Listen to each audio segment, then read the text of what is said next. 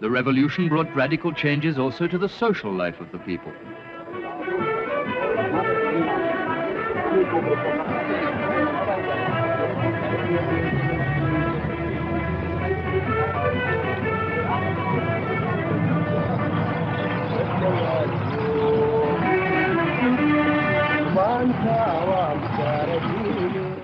A rural development campaign based largely on student-teacher volunteers and backed by the slogan, "If you know, teach; if you don't know, learn," was one of its major achievements.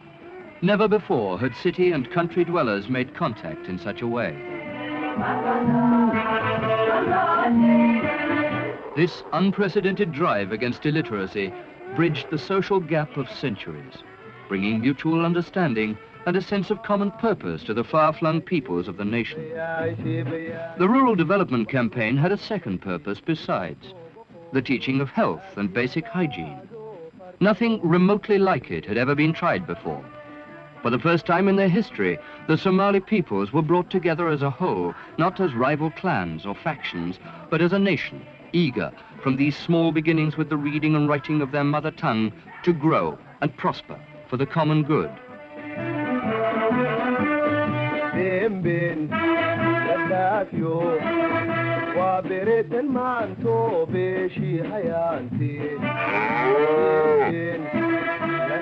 Doctors and teachers together, no matter how remote the community they visited nor how poor communications, scoured the Somali countryside to carry out their missions of enlightenment.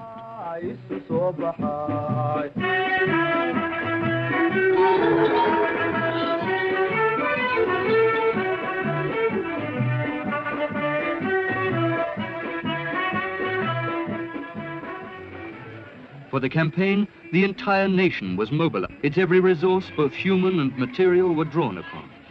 At the end of the first 6-month phase, its supporters and the nation's leaders turned out to greet the returning students who had played so large a part in its obvious success.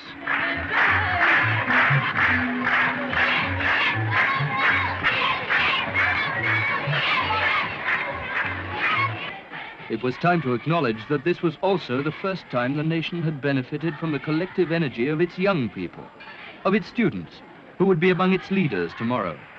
And in thanksgiving for this fact, great festivals of youth were held throughout the country.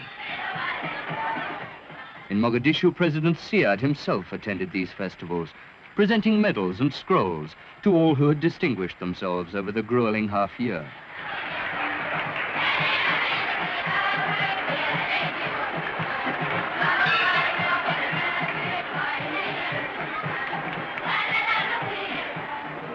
With the campaign, the Somali people had reached a peak of national unity. Its benefits seen, progressive forces throughout the country stood ready to defend the gains of the revolution. Students now, with teachers, youth groups, doctors, farmers, engineers, and the armed forces themselves, were all united in their resolve to carry the nation further still.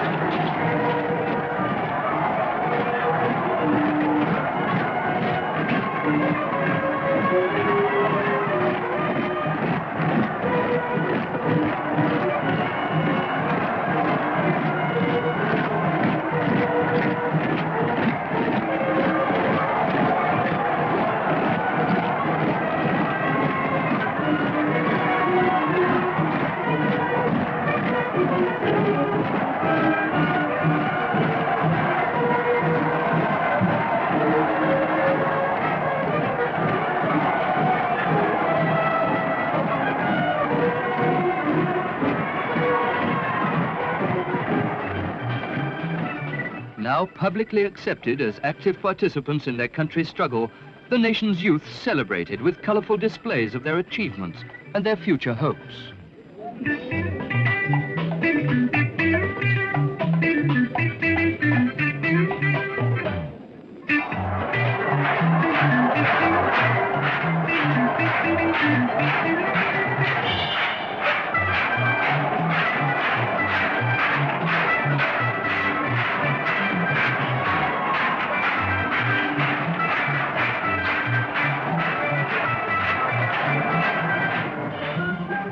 As we've already seen, former generations of Somali students had to learn of the world through foreign languages and cultures. Today, they are taught, up to the secondary level at least, in Somali. With government prompting, a Somali alphabet was agreed in 1973, enabling the first Somali books to be published for use in primary, intermediate, and secondary education. At last, the young could learn of and take pride in the culture and history of their own country. The revolution had pledged equality for women also. No longer suppressed by convention, girls and women today are given equal rights in education and the national life. They rank, in fact, among the leaders of the new society. For these future mothers of the nation, domestic science and needlework are new additions to the syllabus.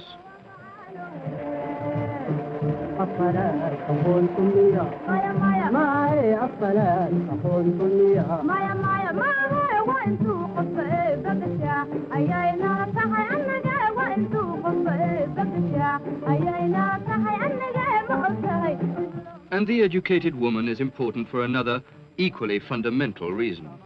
As the center of family life, without encouragement from her, tomorrow's children will grow and learn more slowly.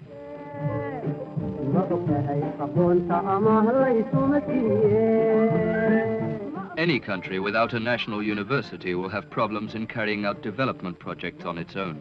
They just won't have the skilled technicians. Accepting this as self-evident, an early task of the revolution was to endow a first-class university with faculties chosen to meet the country's specific needs. And their doing so bore fruit. Many of Somalia University's graduates today have already played leading parts in countless development projects of national importance.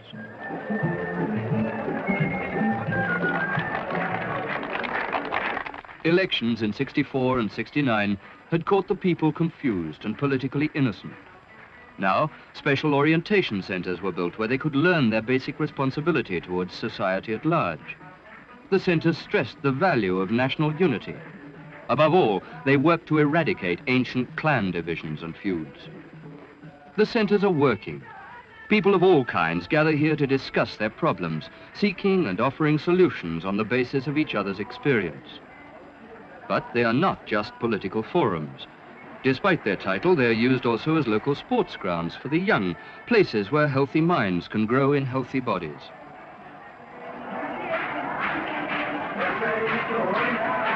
And whoever they be, every person who comes to a center will find a platform on which to express his or her views.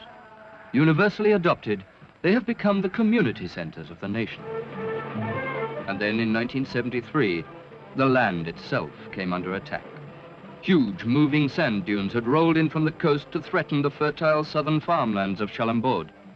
From its earliest days, the revolution had tried to contain them, but despite willing volunteers, its resources were limited. Something had to be done, something definitive, something on a national scale, and plans were drawn up for the battle ahead.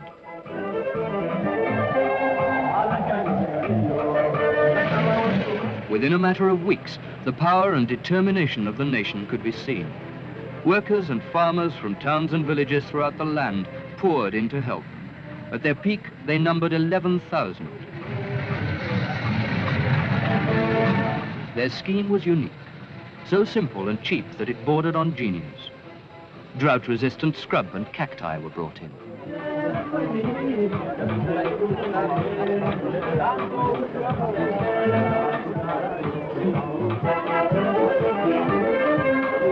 Beneath a thin scattering of topsoil, these were planted in rows to bind the dunes and hold them.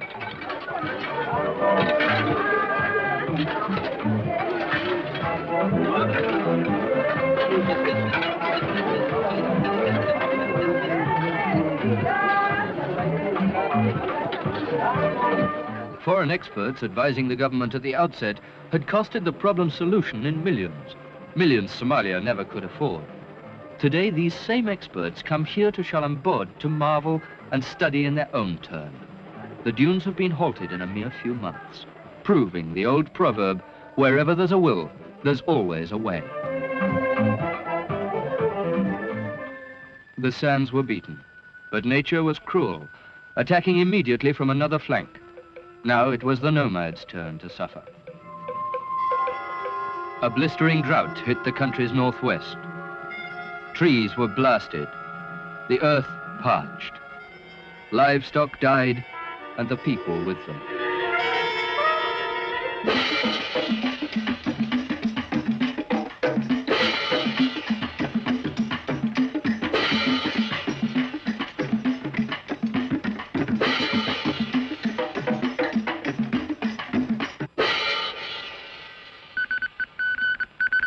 Appeals for help poured in from the afflicted zones. Government supplies were rushed to the stricken region, followed by massive international aid.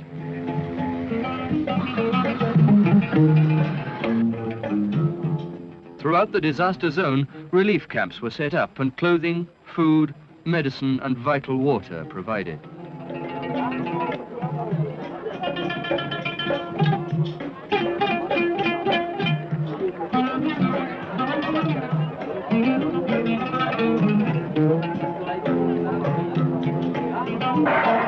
An early visitor to the zone was President Siad himself, come to judge with his own eyes the extent of the damage and the effect of the relief work. As he walked among the victims, his distress was plain to see.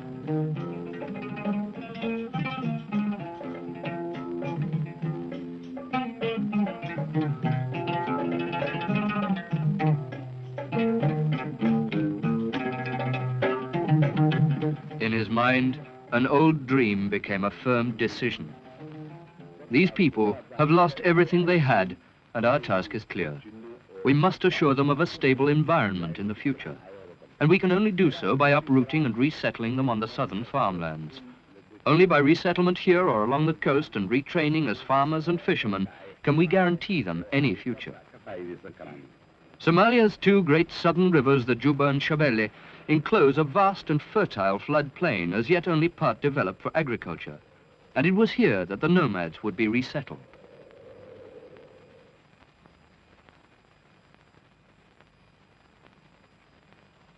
The operation was far from easy. 120,000 people had volunteered to make the move and traveled from the relief camps to a central dispersal point in the north. From here, they would be transported to their new homes in the south and east in one great move by road and air.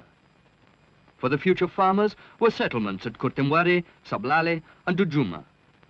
For the fishermen at Brawe, Isle and Abdale.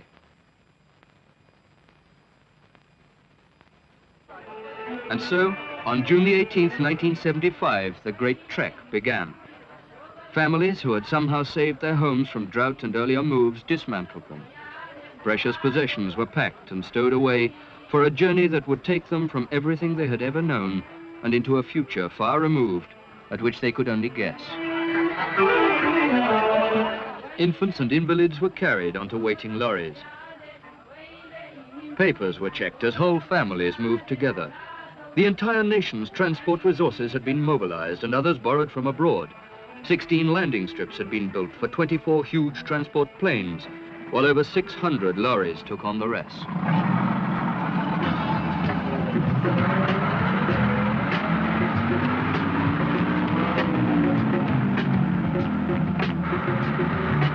In lorry after lorry, covering hundreds of miles, the new farmers moved south. Within days, the first arrivals reached Dokumentari, and local people turned out by the score to greet and welcome them to a new life far removed from the old.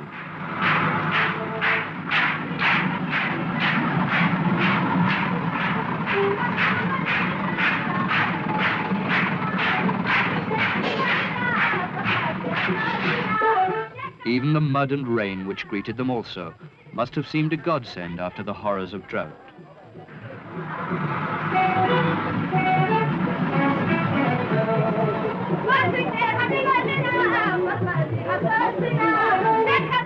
Neat rows of tents stood ready and waiting as temporary accommodation for those whose houses had been destroyed back in the north.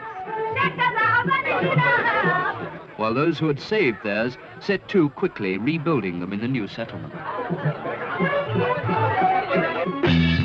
Meanwhile, the future fishermen were also on the move, southwards and east to their new homes along the coast.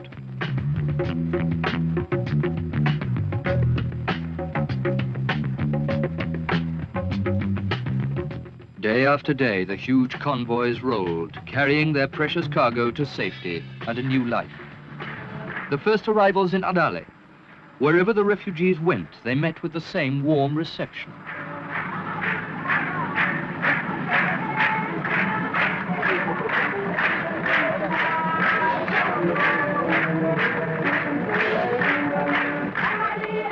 Here too, as in Dokumentari, houses had to be built to accommodate the new settlers.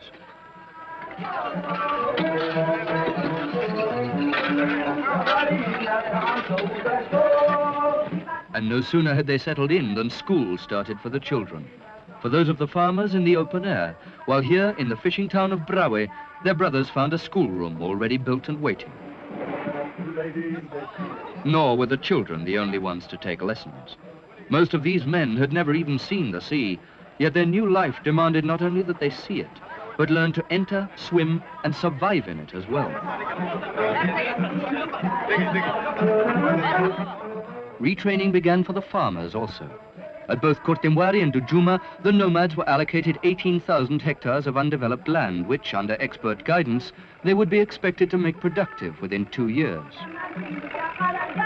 For the fishermen, a first necessity was to learn of the different species of fish off Somalia's coast, of their shape, size, and value.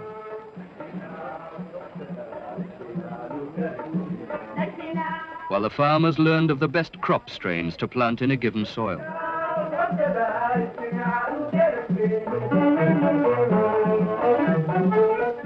And then there were their tools, the nets, boats, and outboard motors of the fishermen. Without knowledge and care of these, however would they survive? Fishing is one thing, showing instant returns. Farming is different, needing more time and repaying its errors far more harshly. Here, patience and great thoroughness in preparing their land were the lessons the new farmers had to learn.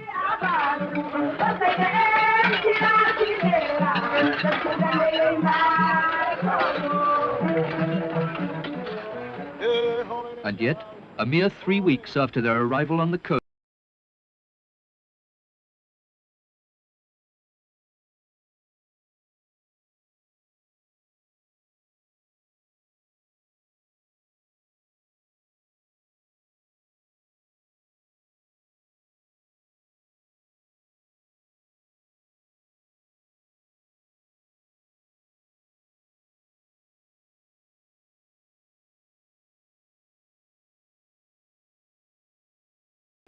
Somalia is a member country of various international groupings, among them the Organization of African Unity, the Arab League, and the Organization of Non-Aligned Countries.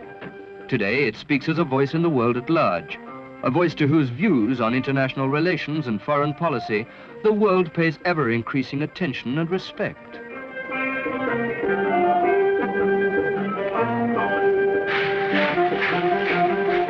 In 1974, African heads of state assembled in Mogadishu, the Somali capital, to see President Siad take his turn as chairman of the Organization of African Unity.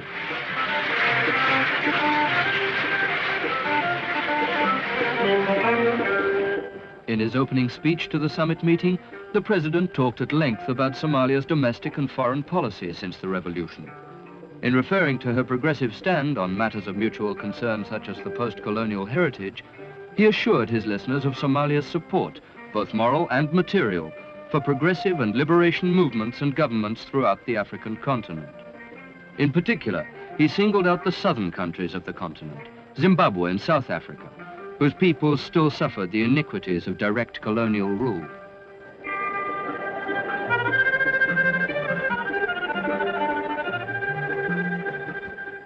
June the 8th, 1976. This was the day on which the Supreme Revolutionary Council endorsed the creation of a new civilian socialist party to which it could confidently entrust the future government of the Somali nation. It was to be a socialist party of national consent. Such an experience was totally new to Somalia, and yet after so many years of struggle, development and achievement, the SRC was satisfied its job was done and the time had come to relinquish military rule. In their resolution to this effect, they thereby fulfilled their final pledges of the first and second charters of the revolution.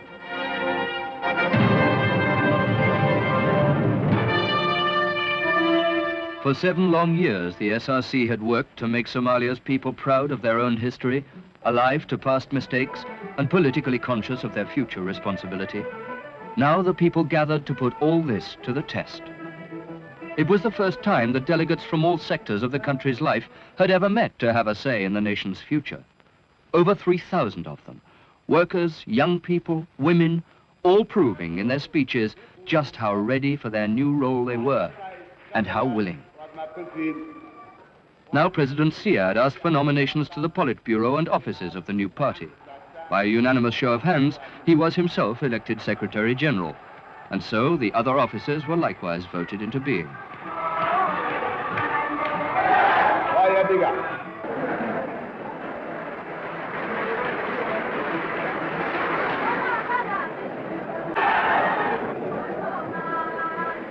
One by one in their nomination speeches, the various national and local delegates expressed their support for the SRC resolution.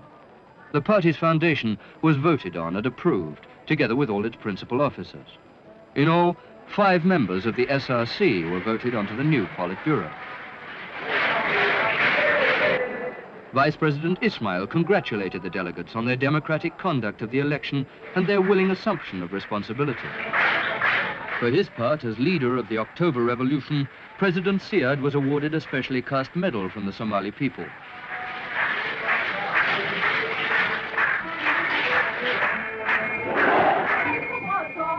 Then came the turn of the armed forces.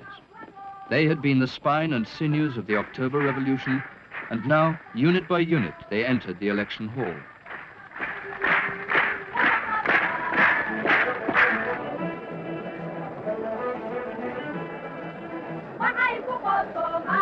One by one, their officers pledged their loyalty for the newly elected Socialist Party and assured the new civilian government of their unqualified support as the nation moved onward toward the achievement of its next goal, the creation of a unified, democratic nation, fit and ready to take its full part among the progressive peoples of the world.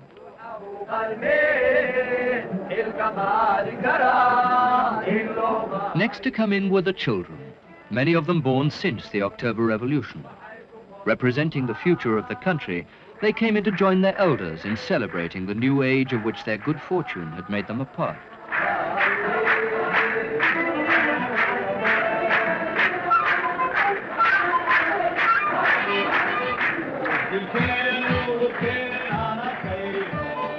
In his closing speech for the day, President Siad spoke proudly of the delegates' evident spirit, sincerity, and of their obvious will for national unity. And he had also a special word for the children present, promising them that the new party would see them through to still better times in days to come. Hero of Somalia medals were then presented by President Siad to every member of the outgoing SRC, who had fought with and steered the revolution since its beginning in 1969. One by one, the members of the former government received their medals from the president. Finally, in his turn, the president received the same medal for his part also in the revolution.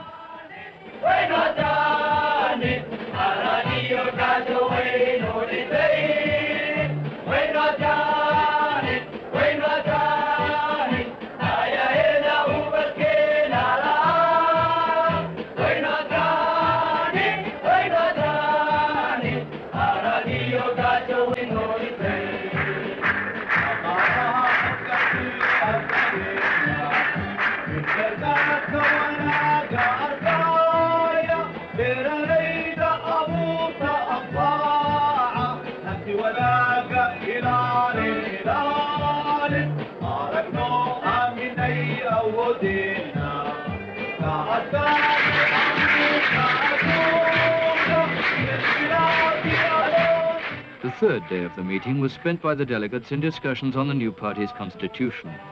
In his closing speech, President Siad added his voice to those of many others when he stressed those clauses in it that made it a living part of the continuing drive towards full national unity and progress. Following this, he appealed to all Somalis, whatever their place in life, to pledge total support for the fledgling Socialist Party. And already crowds were gathering in the streets outside the conference center to applaud and cheer the new party's creation. The day after the meeting closed, the new party's Central Committee sat for the first time to take stock of the enormous responsibilities that now lay on their shoulders.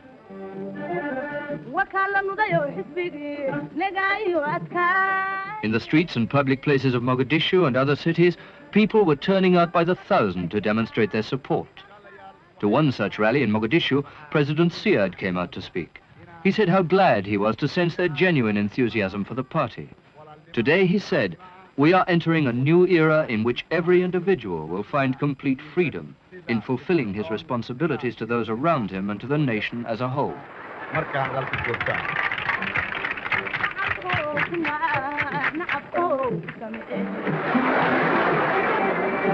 No sooner had the party been legally established than political orientation courses were started for party members. Given their heavy new responsibilities, the courses were designed to extend, deepen and develop to the full their political education and awareness that had first been coaxed into life back in the orientation centers of the revolution.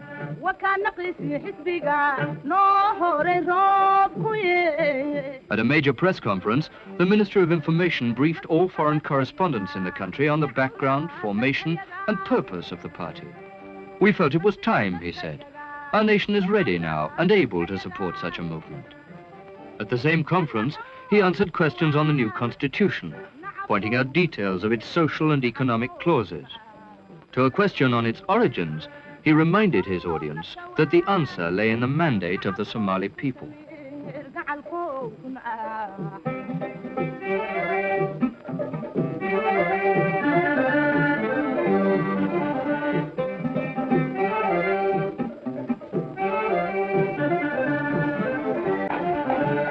Party membership cards, now printed, are today being issued in growing numbers to the public, eager at last to play a personal role in the life and decisions of their nation.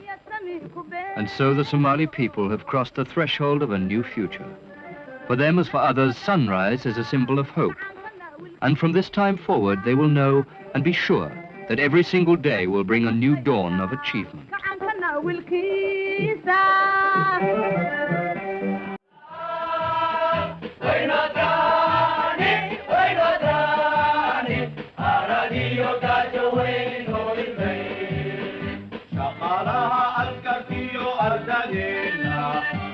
Derga